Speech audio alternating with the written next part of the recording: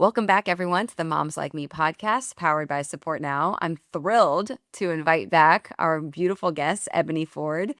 I recorded with Ebony last week, and she is one of the very few people that I said we must do a part two because her story is so rich. There's so many layers, so many chapters, and those chapters continue. And just given how well she articulated everything that she went through with her daughter, Rain, and the complications, her story doesn't end there. And I wanted to give her an opportunity to share further because I think it highlights not just resilience, but really how, as moms, you have choices. You can either choose to say, okay, this is good enough, or you can truly choose to pursue the things that you really want in life, despite how hard it might look. So, Ebony Ford, thank you again for being here. Welcome back. Thrilled to have you. Thanks for having me. Of course, I feel like we're fast friends here, which I love. And again, you did such an amazing job last time talking about your story with Rain. And, you went through so much with her, the way your birth story and her time in the NICU and then coming home and the complications that you had early on. And yet, despite all of that, you and your husband said, hey, I think we should do that again. So, for those that have had a traumatic birth experience, which you certainly qualify for, talk a little bit about how did you and your husband make the decision that you wanted to grow your family despite the challenges you had faced in the past? Well, it goes without saying we're gluttons for punishment, obviously. But we knew really early on we wanted a big family. He is one of two. I am an only child on one side, and I didn't get siblings until I was an adult on the other side. And so I knew we wanted more. And we sat down and we started talking about what's the worst that can happen? Could we live with that same outcome again? Could we navigate that again? Because truth is, those who have preeclampsia or HELLP syndrome, you are extremely likely to have it again. But I also knew many women who had perfect second pregnancies. And so we decided first to mitigate some of my risk factors. I have an autoimmune condition, so we made sure that was in a bit of remission. I lost some weight, supplements. I did a bunch of things to just kind of get me well where I felt comfortable. And then we knew that if we were going to proceed, we had to find a different medical team. So then that's where the advocacy part of me kicked in and started researching. But yes, we knew, and we knew that those were things we had to do before we tried again. I mean, it's just crazy because you truly almost died. And yet, that consequence of knowing that you were likely to have HELLP syndrome again, you were likely to have a lot of these same things. I could see many people coming to a different interpretation of what happened. Yeah. What truly motivated you to grow your family? Like, what was it? Is it religious? Is it spiritual? Is it like, I just don't feel complete? Is it, I want a boy? Like, what was it? The short answer is legacy. The decisions that I've made from, I'd say 25 on, have all been motivated by legacy. I knew that, sure, my daughter could carry on our family legacy. I knew she'd have one of her own, but I did not feel as if it were complete. Our Mm. family just it didn't feel complete. And sure, we could have gone the realm of adoption and all the other things, but I felt like we had a son coming.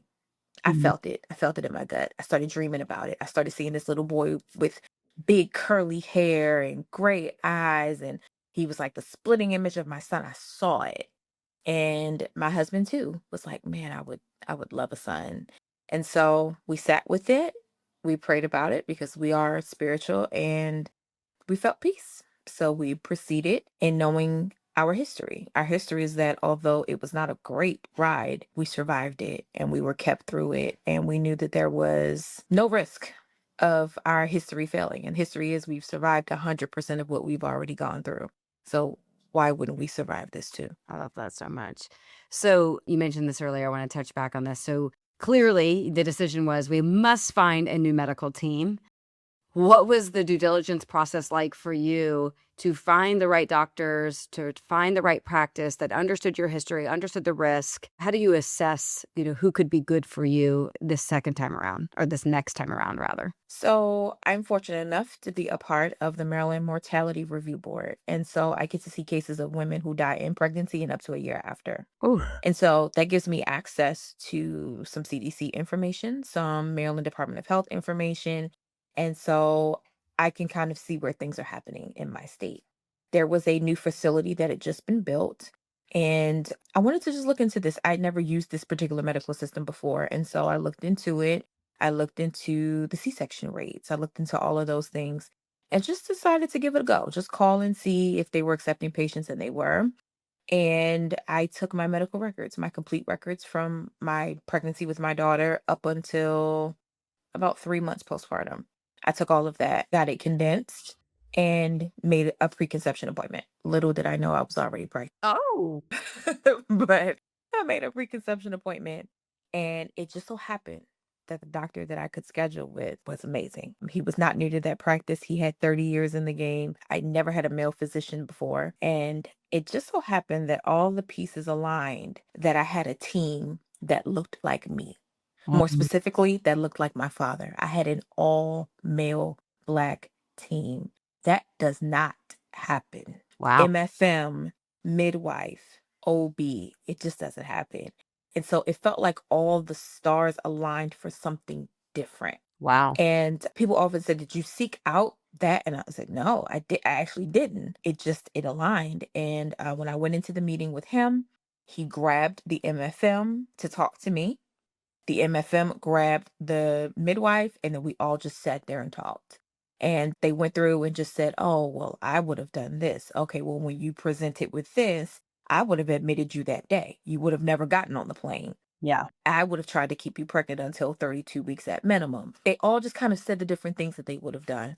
And so I told them I would, get back with them. And then 2 weeks later, I got a positive pregnancy test. And I called back like, "Hey, I guess I'm gonna see you a little sooner than I thought because we're pregnant." And I had such a peace with this team. And I think it goes to mention that I had a lot of medical trauma at this point. Yeah. I was not very trusting of physicians or the medical system at all. Being an advocate, I had to associate because of the hospitals that I was affiliated with, but I had quite a bit of trauma, and I felt such peace in their hands. I felt like I was their daughter, their wife, their niece. That's the kind of care that I got. And so I tell everyone, please, you may not have access to the more specific information that I do, but it does not hurt to take medical records or to sit down with them before you commit to a physician's practice and ask them what their policies are on, VBACs, the C-sections. What are your protocols? Can you accommodate this birth plan? We know birth plans don't typically go according to plan, but should it? Could you accommodate this? What would you do? Where do you deliver? To look into that hospital because those hospital things are very public knowledge. Right. It doesn't hurt to look into and to make sure that you feel at peace. And if you don't feel at peace, I tell everyone, draw back and start over. Well, and I think that while you had so much trauma, certainly, there had to be some level of confidence because you knew what you were predisposed to. So you knew you could ask the right questions. And I feel like the nugget of knowledge in there for pregnant women is if you know you're predisposed to anything, whether that's because of your family history, genetics, race, whatever it might be. Use AI to understand, like, okay, what are the most likely outcomes based off of, my history, my family background, et cetera, so that I can come in and ask the right questions because so many people go through the process just assuming, well, everyone does this, so it must not be that complicated, when in fact it can be extremely complicated depending Yeah. on your situation. So I would imagine it was a very interesting balance for you both to have the trauma, yet the confidence, because you're asking the right questions these times. You know what worst case scenario looks like, so you can work backwards from there. Did that confidence influence you like later stage in your pregnancy? Like, did you get nervous in your second and third trimester? Kind of what was your headspace like with him when you were pregnant? Actually, very nervous in the beginning Okay. because I experienced a lot of bleeding with my son, a lot. And I did not have that with my daughter. I bled halfway into my second trimester. And so there were a lot of ER visits. I knew that I had fibroids. What I did not know was that my son's placenta had actually implanted over one of the largest ones. And so it was getting irritated, which was causing that. And so any pregnant woman bleeding, you're like, everybody freaks out. So I had a lot of anxiety in the beginning. But again, my team was incredible. Every time I called, come in, get an ultrasound, come in, come in, come in. They even shipped me a Doppler because he trusted me to use it. They typically tell you don't because most people don't know how to find a Freak heartbeat, out. but he, Yeah, he like, "Go trusted find a me. baby." Yeah. Yeah, he trusted me too because I did it in the office with him. And so they were just really great on reassuring me. My next big milestone was 26 weeks. I had to beat 26 weeks. I had to.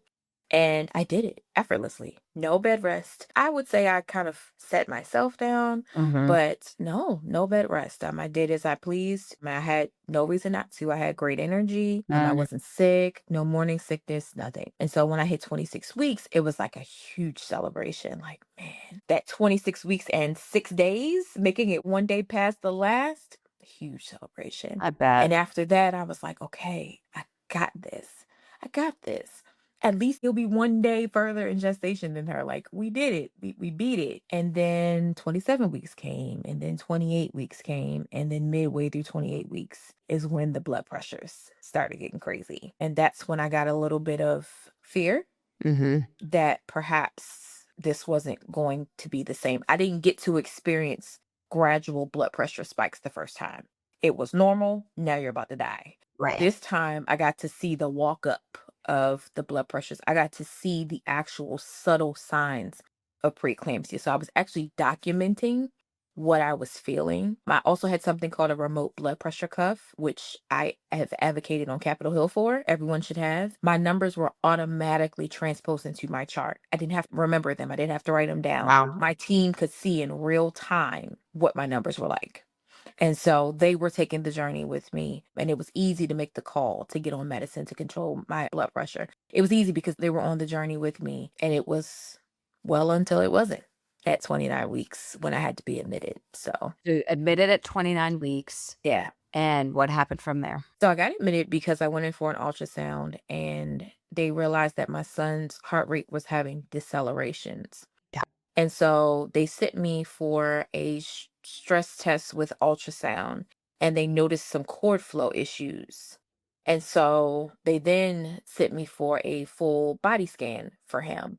And we realized that he was not growing from the last scan. They actually put him in the sixth percentile. And so it was like, whoa, what just happened? In a month, we went from okay. Literally 4 weeks before that, he was measuring 2 pounds, 10 ounces to come back a month later, and he's still 2 pounds, 10 ounces, despite getting longer, but he was still the same weight. His head and his body, I think his head was in like the 80th percentile, and then his body was super small. And so they were telling me that this kind of asymmetrical growth restriction is pretty common for preeclampsia for cord issues. And so they admitted me to the hospital. It was supposed to be a 24-hour admission to just watch his decelerations, but the decelerations got extreme. His heart rate will go from 160s, 170s down to the 50s. I Ooh. can't tell you how many times they ran into my room like crash C-section ready. Wow. And so they were like, you're going to have to stay here. We're going to give you a chance to stay pregnant. We're not in a rush to deliver you because he does come back up within about 30 seconds, but you can't go home. There's no way we can send you home in good conscience. And so I knew I would have to stay. And so the goal was to stay to make it to 32 weeks. That was the goal. If I made it to 32 weeks and we were still, having decelerations, and he was doing well, they may consider sending me home or they may decide to deliver. We would just have to see. And so I was in the hospital from 29 weeks to 31 weeks, dealing with what I went from high blood pressures. Then they gave me too much medicine and then it tanked. Growth restriction, watching him. It was like one long doctor's appointment. Yeah. I rarely Yeah. rested because they were constantly looking at his cord flow, constantly I mean, literally one day I had 4 ultrasounds in one day. Wow. But the great thing was, as a mom, was I finally got that 3D ultrasound of his face that I wanted. And so I just had to take the little wins in there. I was Yeah. away from my daughter who was in school. That was tough. They had transferred me to a location that was about 75 minutes away because that new hospital, their NICU, was not set up to accommodate babies under 32 weeks. And so, just in case, they transferred me to the other location. Though very far away from home, it happened to be in my hometown where my Hmm. family is. Wow. So that was beautiful that my family could get to me quickly, be there with me. And so the village stepped up. The village Right. stepped up. They helped with my daughter. She was still in school. So my husband would, get her from school. They'd come to Baltimore. They'd come see me and, everything was okay. Yeah. I woke up on the day that I turned 31 weeks and I felt off, very off. A doctor came in, we were having just a regular smuggler conversation, and he just said, you don't look good. I said, honestly, I don't feel good. I feel sluggish. I said, I have like a vest on my chest. Like it is taking so much work for me to take a deep breath. I don't feel short of breath, but I feel like I'm working harder. And so he listened, and then he had his resident listen, and he was like, "Do you hear that?" And she was like, "Yeah, that's rails. That's congestion." And I was like, "So I have a cold? What do you mean?" And he Yeah. said, "No, we hear fluid moving when you're breathing. That's why you're having a hard time." So he's like, "Let's just put you on a little bit of oxygen, see how you feel." Okay. So he's like, "Let me examine you." And when he laid me back, the monitor went off that my oxygen was dropping. And then it triggered the memory Mm. with my daughter being in the ER, laying back and not being able to breathe. So he sat me back up, he poked around, and when he touched the upper right side of my stomach, I winced in pain. And his eyes got big and he said, "Let's get an ultrasound." I was like, "Okay." And he said, "No, of your liver. I need to see your liver." I said, "Okay." My husband is a minister. He had to preach the next day. This is the day before Good Friday. Those who are Christians know it's like the Super Bowl. That Easter weekend is like the Super Bowl of Christianity. So he's headed home to prepare for this sermon. And I said my goodbyes to him. He went home and I was like, "I'll call you later." And not even 10 minutes after he left, the ultrasound tech comes in. She's looking. And as she's pushing, I can't take the pain. I start getting nauseous. I start vomiting. And the doctors looked at each other and he said, "Let's just do some stat blood work. Let's just see what's going on." Stat blood work. I don't even think it was 10 minutes. It could just be my memory, but I remember it being very quick. It was before the ultrasound tech was done for sure. And he said, "I don't like where this is going. I don't like where this is going at all. Your liver looks very, very enlarged. You have fluid on your lungs. Your blood pressure at this point, it was hovering around like 170 over 100. He's like, we're throwing all the meds at you. Your son's heart rate is doing a little bit better, but the dips are getting more dramatic." He said, "I don't like this. I don't like this at all. And I feel like you're headed towards HELP syndrome. Call your husband. Tell him to get back here. Oh, You're man. going to the OR now." So at 31 weeks exactly, we began the process to deliver my son. And within 15 minutes, I was getting an epidural, and my husband was running back in the door to get dressed for a C-section. Jesus. Yeah. So we thought back to what's the worst that could happen. My husband and I were prepared for the worst. Right. In this moment, although it wasn't what we wanted full term. We wanted at minimum 32 weeks. I wasn't on life support. I wasn't fighting for my life. Yeah. And I didn't have to advocate for myself. Yeah, and you were They awake. I advocated mean, you for were me, awake, like and I was awake. They advocated for me. The doctor advocated for me. I was begging them to give me more time. "Keep him in there. Keep him in." And they're like, "No, you got steroids 2 days ago. He has lung steroids. At this point, he can probably breathe on his own. No, we have to take him. We cannot risk that happening because you may not recover this time."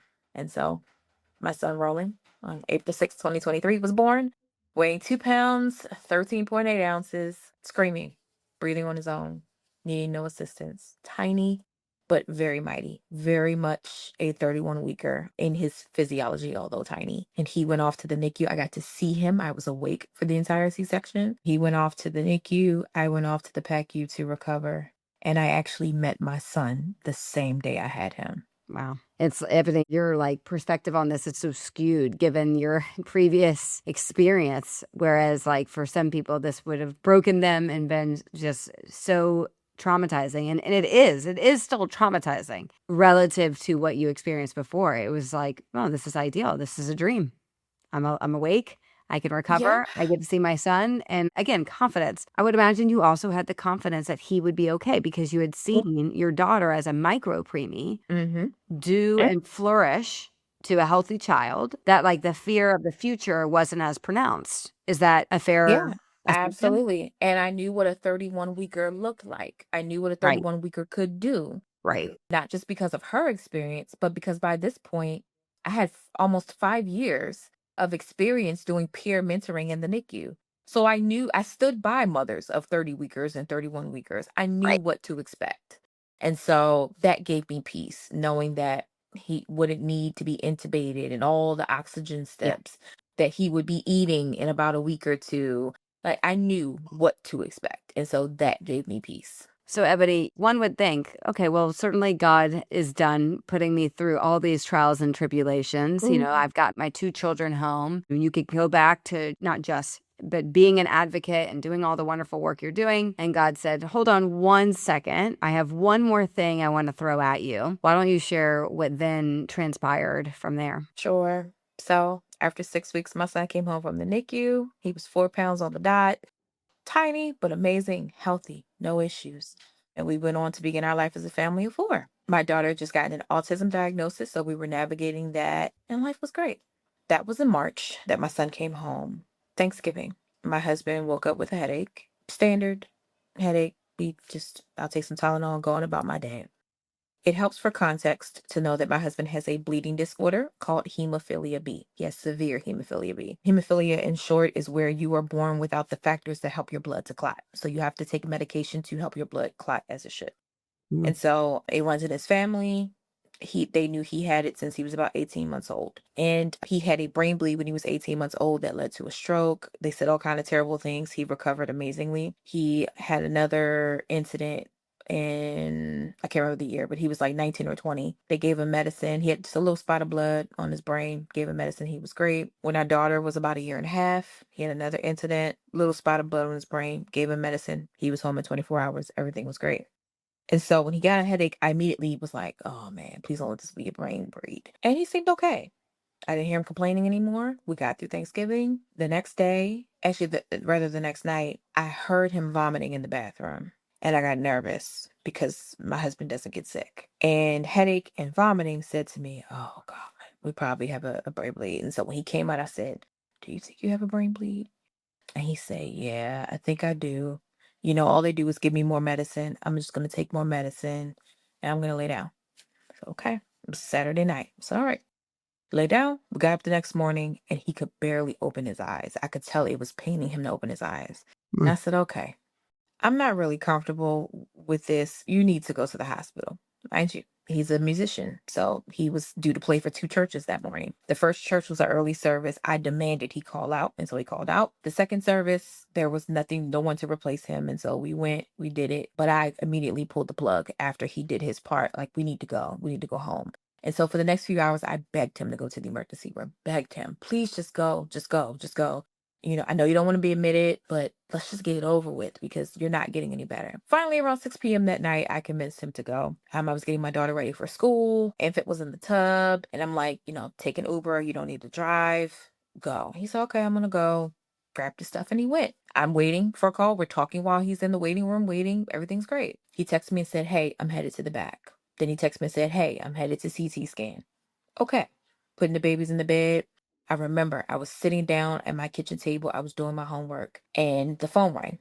And I picked up and it wasn't his voice. It was the voice of a woman. And she said, hi, my name is Dr. So-and-so. Is this Mrs. Ford? Yes, it is. And she says, your husband's really sick.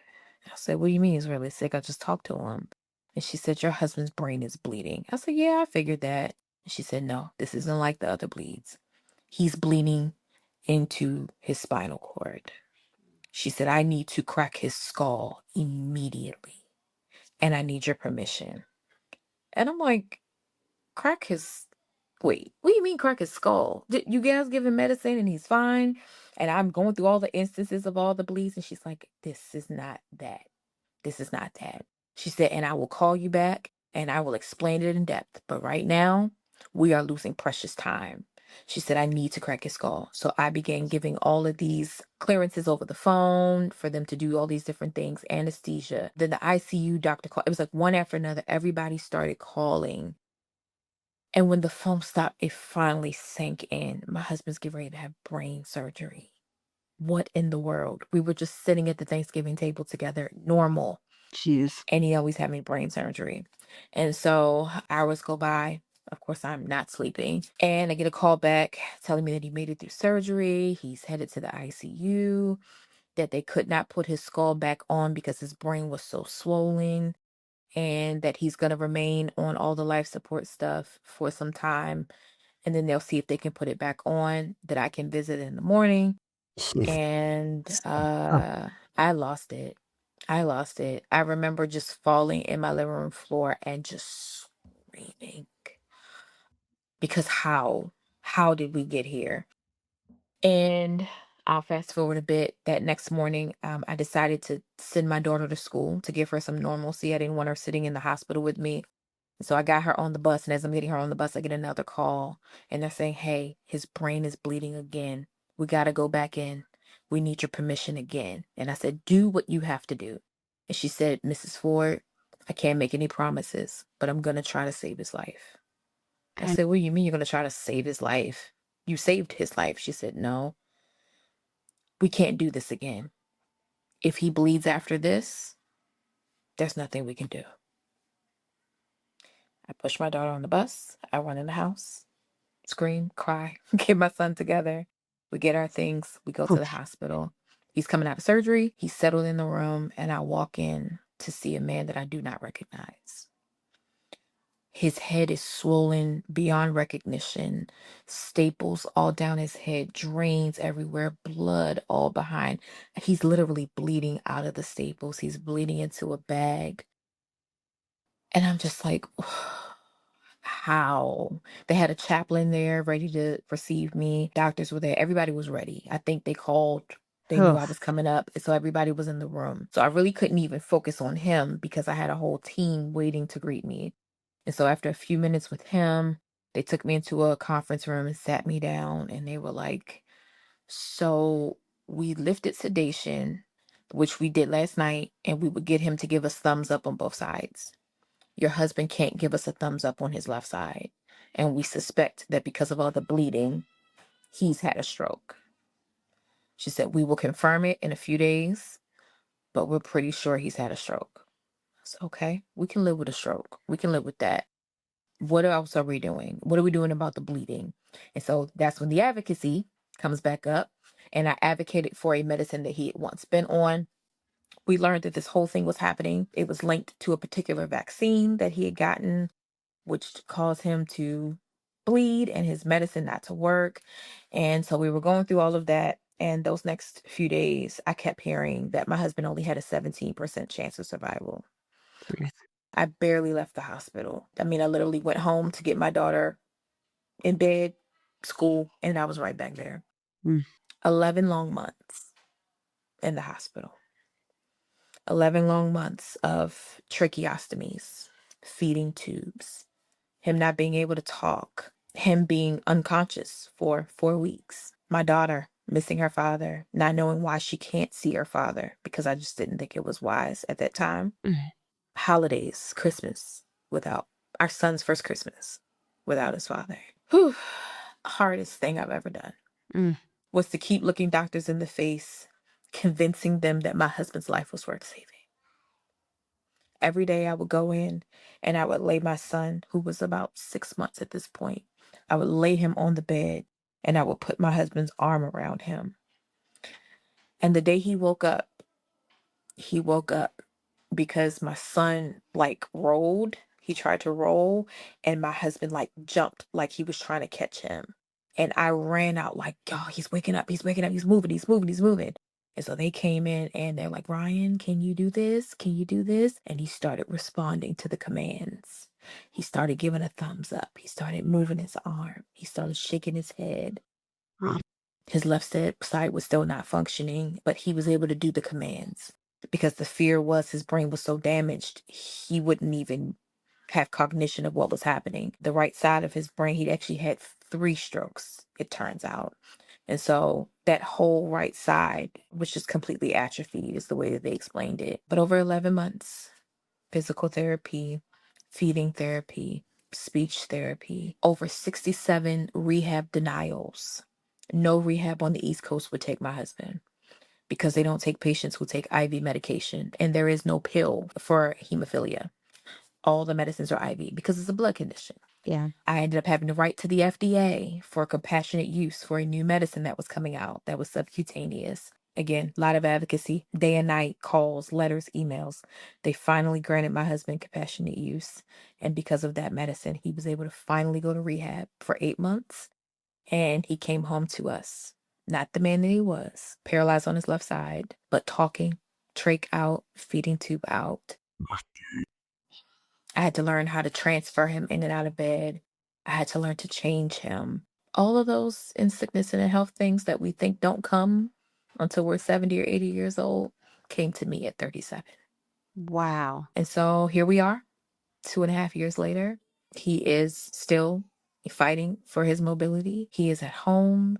He is active, with his children as much as he can be. Mentally, he's about 85% of the man that he was, which is all we could pray for because we were told to expect nothing. Wow. His memory is better than mine when it comes to things of the past. Short term, still a little iffy, but I'm still advocating for him to get some of the things that he needs to have the best quality of life that he can have. And we're still fighting for that left side to wake up. And so I thought the journey was over with the NICU, but It's like such a miracle. What is his attitude like? What is his spirit like? Like day to day, how does he approach life? How does he approach the struggles?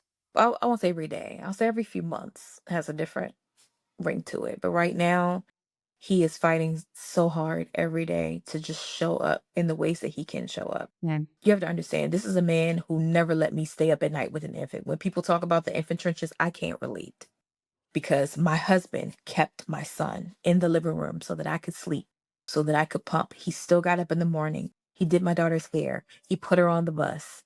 He came home early to get her off the bus. This is a man that went out of his way to make motherhood easy for me. This is a man who made me stay home and put me through school, who financed my nonprofit and all of my ideas. And so for him to be in a position where he can't be the breadwinner, where he can't do all of the things, it's really tough for him. Yeah. But every day he wakes up and does the best that he can. He asks, about our daughter. He helps her with her sight words. I take my son into the room. He and my son don't have the closest relationship because he was gone so long. He missed my son's infancy. He missed really the first 2 years. Although we were visiting, it's not the same Yeah. thing. And then my son equates seeing his father with being confined.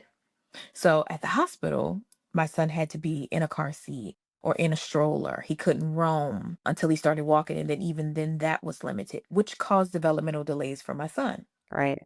So we're still kind of navigating all of the delays that come with my son. And while managing, my husband fighting for recovery, but he is positive and he is hopeful and he is fighting. He is fighting like hell to get back to his family in the way that he would like to get back to his family. And so every day we encourage him to just do his best, continue to wake up, continue to fight. And I'm handling all of the advocacy stuff, the doctor's appointments, the therapies. He has a full-time aide. So I handle all of that stuff. But his job is just to recover and get better. And he's doing a great job at it. Ebony, how the hell do you do it? How do you be his caregiver while also being the caregiver to these young children that need you, that want you involved, maybe even more so because of your husband's condition? I mean, how do you actually manage all of these things? I wish I had $1 for every time I was asked that. But by the grace of God. But by the grace of God. Some days I wake up and I have nothing for anyone. But somehow strength finds me. I get up, I get my daughter ready for school. My son wakes up and I do the things. And as I go, the strength comes to get it done. It is exhausting. It is heavy. Having three people need you 24/7. Yeah.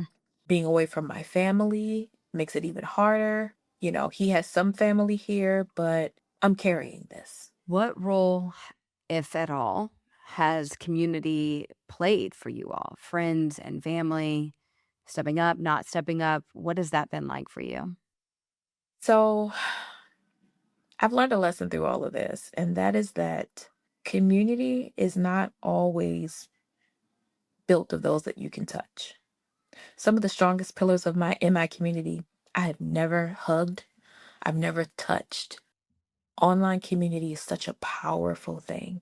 I have a nonprofit called Miracle Mamas, and I run support groups, not just for Miracle Mamas, but for another hospital. And those families rallied around me.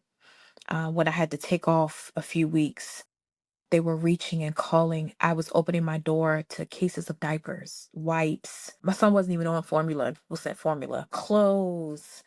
Oh God, things for my daughter, toys for my daughter. We were so blessed because of that online community. The gospel community. My husband's a gospel singer. He's a musician. They band together. They did a benefit concert, raised money. My rent was paid for like 5 months. So that all I had to do was just concentrate on my husband. And so at the beginning, there was a lot of support. What I've learned is that as you go on, life goes on. People go back to life, but that doesn't stop the needs that you have. And so the community that supports me emotionally is incredible. I have a whole sisterhood that I can call at any minute, and they have their own things. We connected because we have preemies, because we have disabled children, but we are able to share and be there for one another. And so I would have made it through this without community. Yeah. Even in the moments where I still feel like really alone in this, I have to be reminded my community's not sitting next to me, but they're waiting for my call. They're waiting for my text, or they're going to text me, or they're going to call me. They're asking what they can. If I've heard, I mean, literally every day, at least one person says, "Oh, I wish I was closer so I could babysit. I wish I was closer so I could wash your clothes. I wish I could do that. Can I send you a DoorDash?" My community loves to send DoorDash cards or Uber Eats cards, which is super helpful to not have to cook, or they send groceries when they can. Like those things are so valuable and so helpful because again, I went from being a stay-at-home mom with little to no income to now having to be the breadwinner and not working like a formal job. Right. So we don't know, sometimes where things are coming from, but it always shows up. And I owe that, of course, to God, but also to the community that He gave us. Yeah. And it's also just such a powerful reminder that we see this arc happen a lot where the moment of crisis, there's that stampede of support. Hmm. It can be overwhelming, it can be very helpful. It's like a lot of things. There's multiple things can be true at the same time, and that there's a tendency for support to wane when the immediacy of the moment of the trauma begins to fade. Yeah. And what you're saying, and I think this is super important, is that just because you may not see it or it may not be as present in maybe the way that you're talking about it, whether that's face to face, on social, etc., it doesn't mean that the needs aren't there. Right. It may look different, and maybe your tone and the way that you're able to handle it is now different than when it first happened. And there's a little bit more natural panic and shock that you're experiencing. And so, through all of this, I think there's so many great lessons in this, which is one, just do the thing, right? You've talked about this, like don't offer, just do it. Don't wait for permission to send something or to come over. Like if you have an idea, if you have an instinct of what you can do to support, just do it because you're probably not in a Mm. place to have the capacity to say yes or no or to give direction.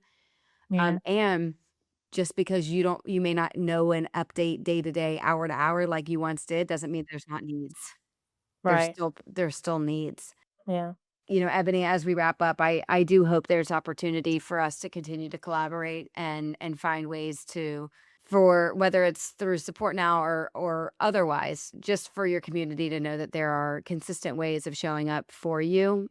You more than deserve it. Your husband and your children more than deserve it. And you're such a light because you have, through all of this, still found a way to give back to your community at the same time that you're receiving from your community. You haven't waited to say, okay, well, in a different time, in a different chapter, then I'll give it back. No, you have found a way to intertwine your life of challenge and pain and trauma with also finding ways of taking all of that and just pouring it right back into the communities you know and love and serve them so well. It's really inspiring. It genuinely is so inspiring. And I just want to say thank you for sharing everything, for being so honest. You're so easy to cheer for, Ebony.